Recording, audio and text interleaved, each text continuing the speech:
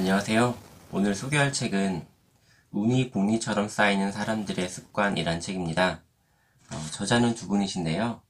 사쿠라이 슈이치라는 분하고 후지타 스스무란 분입니다. 두 분은 사제지간으로 사쿠라이 슈이치 분은 마작사세요.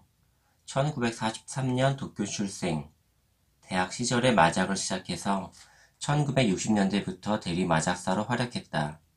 독특한 마작 스타일과 특유의 카리스마로 이른바 뒷세계 마작의 강자로 군림했다.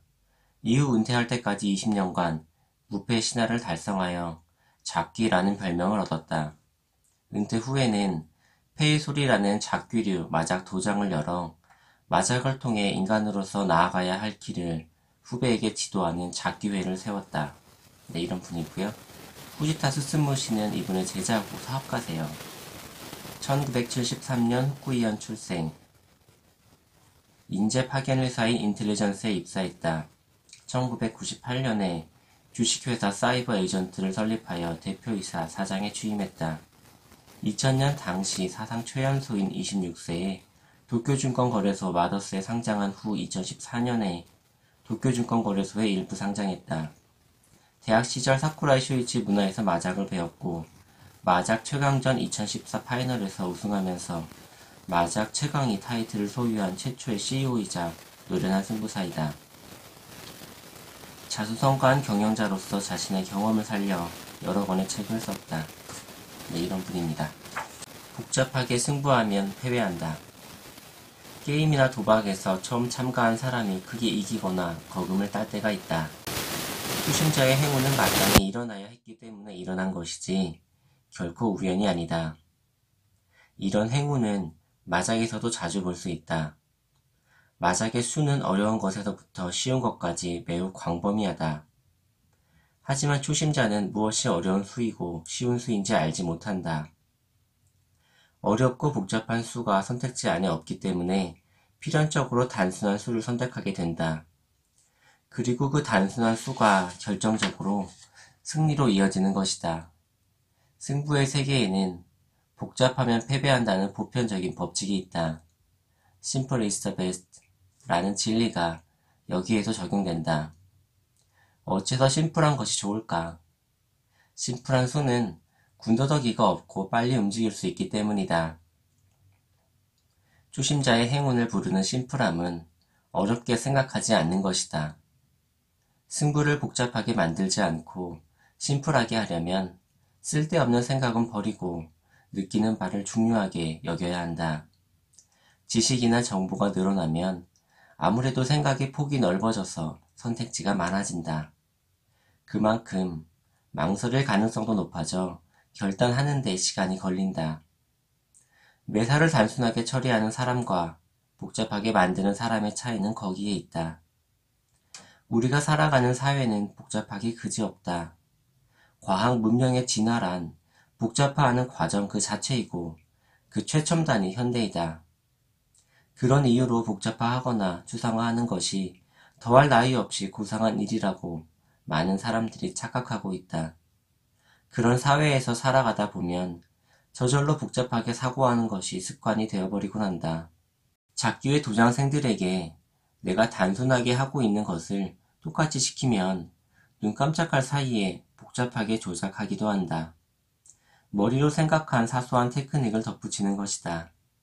하지만 얄팍한 테크닉은 쉽게 간파당하기 때문에 자신을 무너지게 하는 실마리를 상대에게 제공하는 것밖에 되지 않는다. 심플하게 한다는 것은 단순하게 하는 것이다. 승부를 단순하게 겨룰 수 있으면 이길 확률도 당연히 높아진다. 내가 단순한 것이 중요하다고 말하면 단순한 것일수록 사실 어렵지 않은가요? 라고 질문하는 사람도 있다. 일리는 있지만 생각하기 나름이다. 단순한 것은 단순하다. 말 그대로이다. 굳이 명확하게 비틀고 복잡하게 만들기 때문에 패배하는 것이다. 많은 사람들이 운은 어딘가 비합리적이고 이성으로는 가늠할 수 없는 것이라고 생각한다. 하지만 운은 결코 이성으로 파악할 수 없는 비합리적인 것이 아니다. 예를 들어 어떤 사람에게 운이 따르는 것은 운이 따를 만한 필연적인 이치가 있기 때문이다. 다만 그 이치가 누구에게나 뚜렷하게 보이는 게 아닐 뿐이다. 나는 운이란 사람이 불러들일 수 있는 것이 아니라 운이 그 사람을 선택한다고 생각한다. 평소에 마땅히 해야 할 준비와 생각과 행동을 하면 운은 저절로 찾아오는 법이다. 같은 양의 에너지를 쏟아부어도 잘못된 사고방식으로 올바르지 않은 행동을 하면 당연히 운은 찾아오지 않는다. 하루하루를 살아가는 태도의 사소한 차이에 따라 운은 찾아오거나 찾아오지 않는다. 나는 왜 이렇게 운이 없을까 하고 한탄하는 사람은 그 전에 자신의 행동을 돌아보면 좋을 것이다. 순조로울 때 오만한 태도로 일을 가볍게 보지는 않았는가? 자신의 손익만 생각해서 주변 사람에게 배려가 부족하진 않았는가? 늘 안전만 생각하며 리스크를 짊어지는데 망설인 건 아닌가? 대개 이런 사람은 업무나 대인 관계에 있어서 뭔가 잘못된 말과 행동을 하고 있다. 현실에서 그런 태도를 가지면서 운이 없다고 한탄하는 사람은 단순히 운의 책임을 전가하고 있을 뿐이다. 자신의 부족함이나 과오를 정면으로 보고 싶지 않기 때문에 운을 탓하는 것이다. 또 이런 사람은 다른 사람이 업무상 일이 잘 풀리는 것을 보고 운이 좋기 때문이라고 폄하하는 경우가 많다. 물론 그 사람에게는 일이 잘 풀리는 사람이 결과를 내기 위해 얼마나 노력했는지는 보이지 않을 테고 보려고도 하지 않을 것이다. 운 때문이라고 생각하면 자신의 태만이나 잘못을 돌아보지 않아도 되기 때문이다. 운은 결코 비합리적이고 이해하기 힘든 것이 아니다. 매일 하는 행동이나 평소의 사고방식, 일이나 일상을 대하는 태도 같은 것이 운이라는 형태를 띠고 나타날 뿐이다. 그리고 지극히 구체적이면서도 단순한 원리로 움직인다. 마치 기적처럼 보일지라도 실은 그렇지 않다. 이 점을 확실하게 인지하면 운에 묘한 환상을 가져서 현혹되는 일은 없을 것이다. 진짜 타이밍이 아니면 승부하지 마라. 마작이라는 게임은 네 사람이 하는 것이다. 따라서 이길 확률은 4분의 1이다. 인터넷 마작은 승률을 비롯한 데이터가 전부 나오는데 상당히 강한 사람이라도 승률은 30% 정도이다. 바꿔 말하면 마작은 70% 이상은 이길 수 없는 게임이라는 뜻이다. 그럼에도 초심자는 매번 이기고 싶어 한다. 하지만 그러다가는 매번 패배할 수밖에 없다. 승부처가 찾아오면 승부를 걸고 그렇지 않을 때는 가만히 견뎌야 한다. 견딘다고 무작정 가만히 있는 것이 아니다. 방어를 하거나 고생해서 만들어낸 수를 무너뜨려서 다시 만들거나 좋은 패를 버리지 않는 등 할 일이 많다. 그런 단조로운 시간 동안 어떻게 집중력을 유지하며 견딜 수 있는가가 관건이다.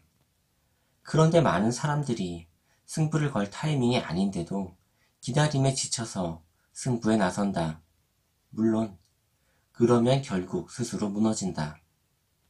회사 경영자는 사원이나 주주, 대중매체 등 다양한 대상으로부터 늘 주목받고 있기에 겉으로는 화려해 보인다. 그러나 매일 하는 일은 지극히 단조롭다. 단지 담담하게 일하고 있을 뿐이다. 마작은 견디는 시간이 대부분이다.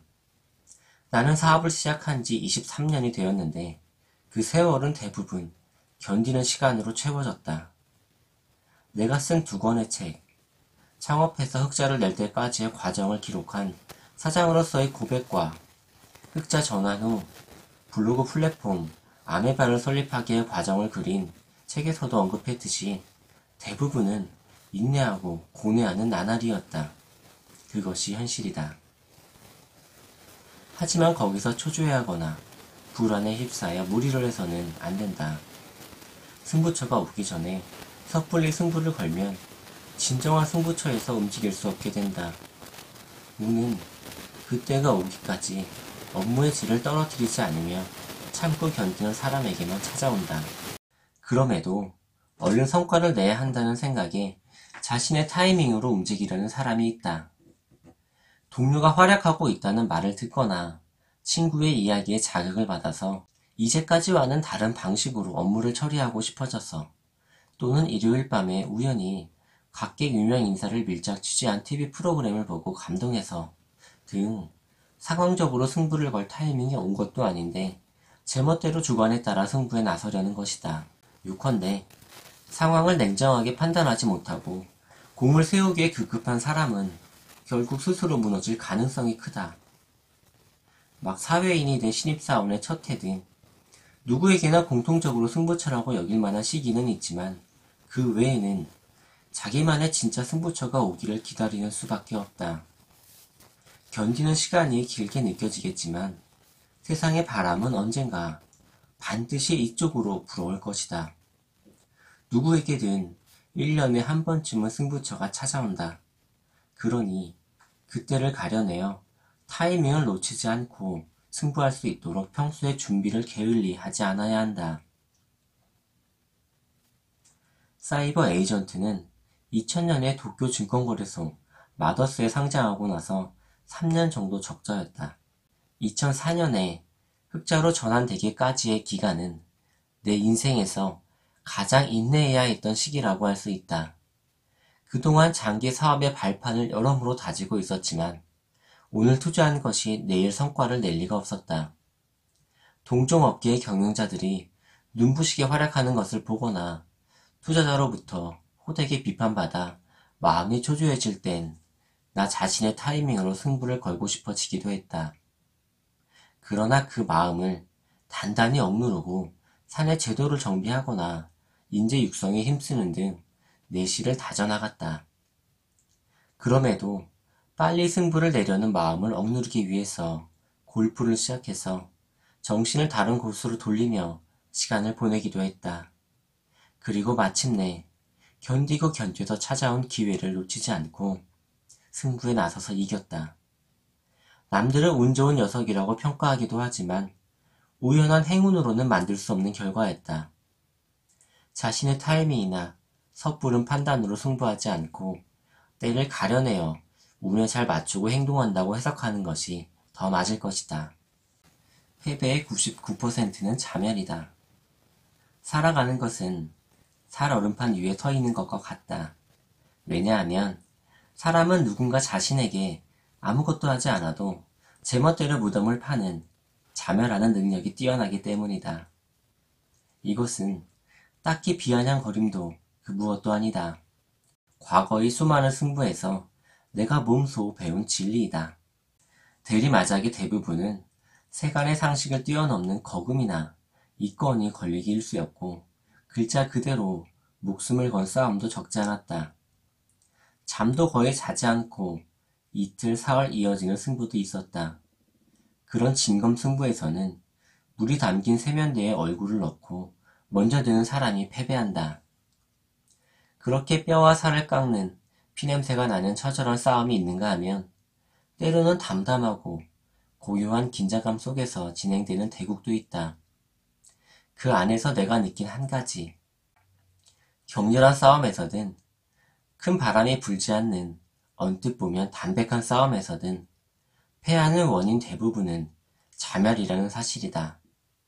그럴 경우 우열을 가릴 수 없는 대결이라도 대전 상대는 숨이 살짝 차거나 리듬이 흐트러져서 약간의 실책을 저지르는 것만으로 우왕좌왕하다가 무너져 버린다.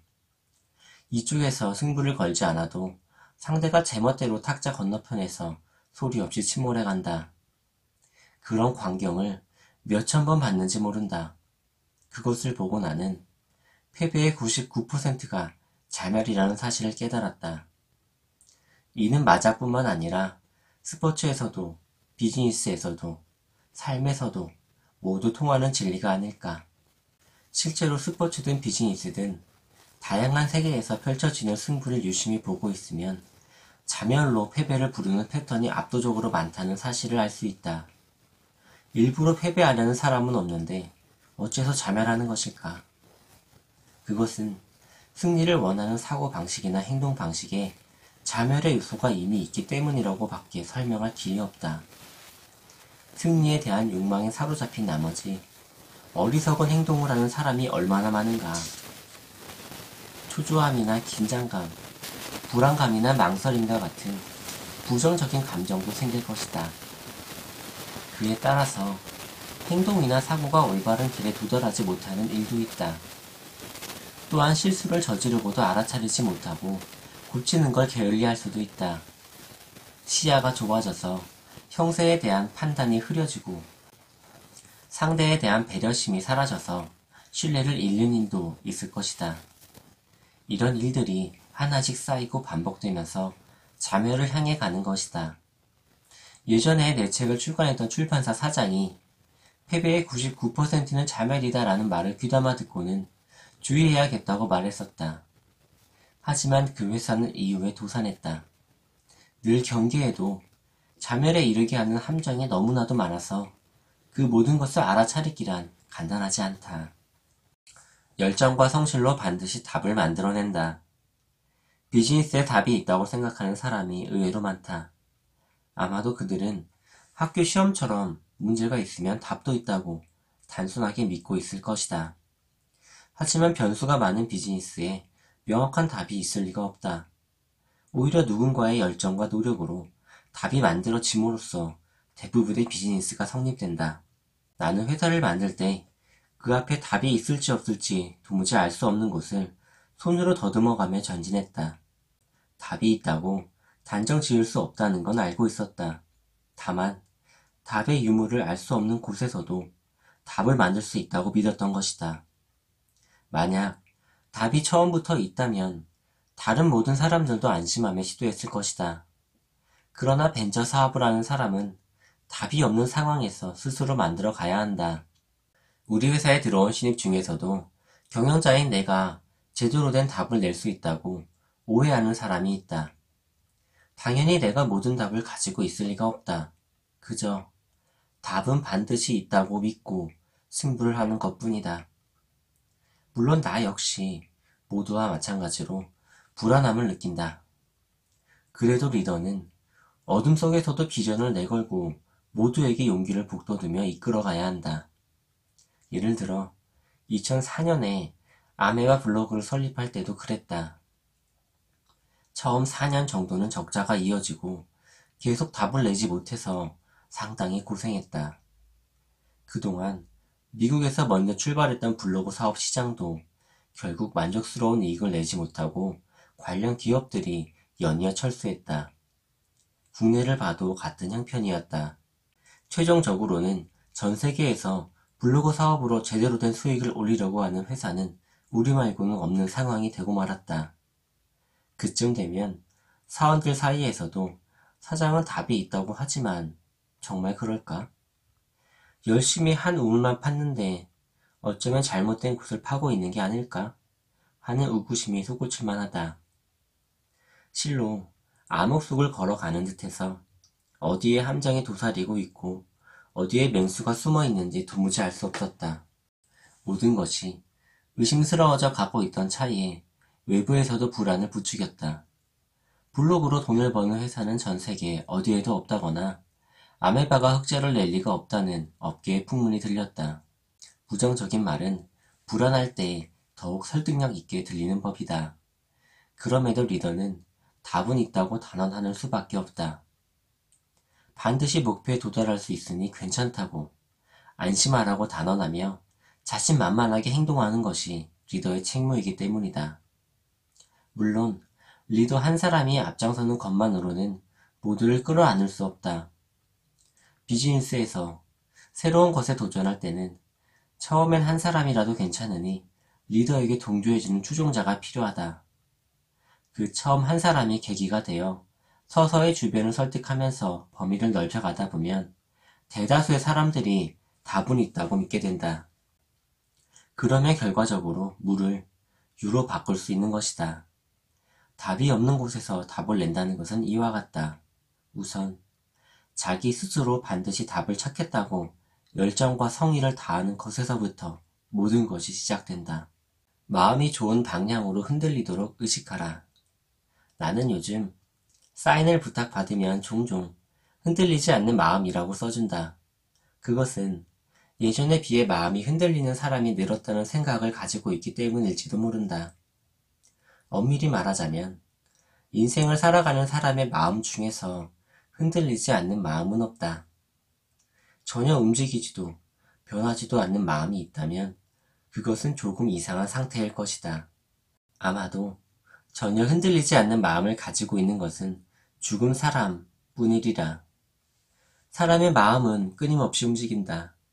문제는 그 움직임이 좋은 쪽으로 흔들리는가 아니면 나쁜 쪽으로 흔들리는가이다.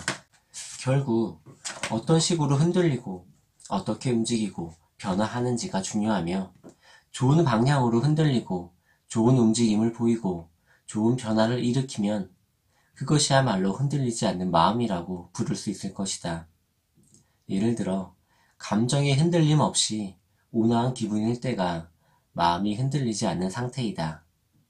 마음이 격렬하게 흔들리는 사람은 무언가에 강하게 사로잡혀 있거나 불규칙한 리듬으로 동요한다. 나쁜 쪽으로 흔들리는 것이다. 흔들리지 않는 마음의 이미지란 나뭇가지나 잎이 바람에 흔들리지만 굵은 줄기는 미동조차 하지 않는 거목과 같은 것이다. 사람에 대해 불안정하다고 말하기도 하는데 불안정한 이유는 좋은 동료에서 벗어났기 때문이다. 좋은 동료에서 자주 벗어나는 사람은 중심을 잡아주는 굳건한 심지가 없다. 무서운 것은 명백하게 불안정해 보이는 사람이 본인이 불안정하다는 것을 전혀 인정하지 않고 오히려 타인을 불안정하다며 비판하듯 보고 있는 사실이다. 그만큼 지금의 사회는 무언가에 강하게 사로잡혀서 마음이 지나치게 흔들리는 사람이 이상할 만큼 늘고 있다는 뜻이리라. 내가 보는 바로는 80%쯤 되는 사람들이 불안정한 상태로 나쁜 쪽으로 마음이 흔들리는 것 같다. 하지만 이렇게 말하는 나도 이쯤이면 괜찮다고는 조금 더 생각하지 않는다.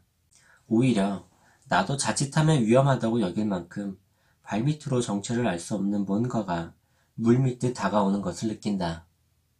그만큼 우리는 과도한 자극과 어지러운 변화가 넘쳐나는 사회에서 살아가고 있다. 특수한 환경으로 인해 마음이 지나치게 흔들린다면 그것은 개인의 노력만으로 바로잡기 어려울 수도 있다. 그러나 사고방식이나 행동 양식을 의식적으로 바꿔나가면 좋은 동료에 가까워질 수는 있다. 이처럼 아무것도 없는 곳에서 좋은 동료를 목표로 하기보다 나쁜 동료가 일어나는 원인을 이해하고 그것을 제거해 나가면 마음은 자연스레 좋은 방향으로 움직일 것이다. 부진한 상태야말로 자신의 실력이다. 경제 전문가들은 버블 이후의 일본 경제를 흔히 잃어버린 20년이라고 평가한다. 그것은 경제 관점에서 본 것에 지나지 않는데 마치 일본인의 인생까지 포함해서 잃어버렸다고 하는 뉘앙스가 있다. 하지만 사람들은 여전히 열심히 생활해왔고 그 속에서 희로애락을 느끼며 살아왔다. 사람이 살아가는 현실이 있는 한 그곳에 잃어버린 세월이 존재할 리 없다. 사람은 딱히 경제만으로 살아가는 것이 아니니까 말이다. 게다가 잃어버린 20년이라고 말하는 사람은 이전의 경기가 호황이던 시기를 기준으로 삼아 일본 경제를 보고 있는 것이다. 하지만 버블 경제는 말 그대로 거품이라는 환상이니까 애초에 기준으로 삼는 것 자체가 잘못되었다. 그런데 많은 사람들이 자신의 인생에 있어서도 이와 유사한 사고를 한다. 최상의 상태일 때를 기준으로 삼아서 자기 인생을 바라보는 것이다. 그때는 참 즐겁고 행복했었지. 한때는 그렇게 잘 나갔는데 그때는 그렇게 돈벌이가 좋았어. 라는 식이다. 지금과 당시를 비교하며 어째서 이렇게 되어버린 걸까 하고 후회를 하거나 아니 지금 모습은 본래 내가 아니야 하는 착각에 빠지고 마는 것이다. 상황이 순조로우면 바로 들떠서 이게 원래 내 실력이라고 잘난 체 하면서 반대로 상황이 나빠지면 이건 본래의 내가 낼 법한 결과가 아니라며 그 사실을 순순히 받아들이지 않는다. 상황이 순조로울 때만 진정한 자신이라는 것은 산에 정상만 있다고 말하는 것과 같다. 당연히 산이란 정상만 있을 수 없다. 완만하게 경사진 들판과 계곡, 능선과 정상 등이 함께 존재하는 것처럼 인생도 안 풀릴 때와 잘 풀릴 때가 있는 여러 번의 기복으로 완성된다. 상황이 순조로운 것은 한순간의 우연이었을 뿐일지도 모른다. 그럼에도 순조로울 때는 실력이라고 굳게 믿고 무진할 때는 우연이라고 받아들이는 것은 어리석다. 이런 사람은 스스로를 평가할 때 대체로 점수가 후하다. 자존심이나 자기애가 작용해 높이 평가하게 만드는 것이다. 하지만 어떤 형태든 부진한 것 또한 그 사람의 실력에 포함된다. 나는 무진한 상태야말로 진짜 나의 실력이라고 생각한다. 그렇게 생각하면 실제로 상황이 좋지 않을 때도 여유가 생긴다. 반딧불이가 들판 같은 우리 집엔 알아들었네 라는 고바야시 이사의 하이쿠에서처럼 집을 들판과 마찬가지라고 여길 수 있는 마음의 여유를 가진다면 집안 사정이 어려워지거나 수입이 줄어들어도 그다지 동요하지 않을 수 있다. 일이 순조로울 때 이게 내 실력인 줄 알고 들떠 있으면 일이 안 풀릴 때 당황하게 될 테고 우연히 그런 것이라고만 치부하면 원인을 찾거나 구체적으로 개선하는 것을 소홀하게 된다. 부진한 것도 틀림없는 자신의 실력이라고 생각하면 만약 일이 순조로워도 들뜨지 않고 반대로 부진해도 그것을 순순히 인정하고 재빨리 수정할 수 있다. 그때를 기준으로 삼아서 자신의 상황을 생각하면 운의 기복도 다시 안정된 상태로 돌아올 것이다. 어떠셨나요? 저는 전체적으로는 약간 평이한 느낌이었는데 한마디 문장이 아주 가슴속에 때려박혀서 아주 인상적이었습니다. 제가 초반에 말씀드렸던 패배의 99%는 자멸이다 라는 이야기인데요. 사실 이 말은 뭐 그 뉘앙스나 어감적으로는 이미 알고 있는 그런 의미였는데 이를 하나의 문장으로 정리해서 이렇게 보여주니까 더 명확하고 구체적으로 가슴속에 틀어박히는 것 같더라고요. 처음 읽을 때는 그냥 아무렇지 않게 넘어갔는데 그 한마디가 며칠이 지나도 계속 가슴속에 남아있는 것을 보면 아마 이 책의 가치는 그 한마디가 되지 않을까라는 생각이 들었습니다. 물론 저는 책은 뭐 사람과 마찬가지로 그 사람과 궁합이 있다고 생각을 합니다. 똑같은 책을 읽었더라도 뭐 좋다고 느낄 수도 있고 싫다고 느낄 수도 있고 또 좋다고 생각하는 부분이 서로 다를 수도 있어요. 그렇기 때문에 뭐 생각지도 못하게 저는 기대를 전혀 안 하고 읽은 책이었는데 그 부분이 아주 인상적이어서 굉장히 감사했습니다.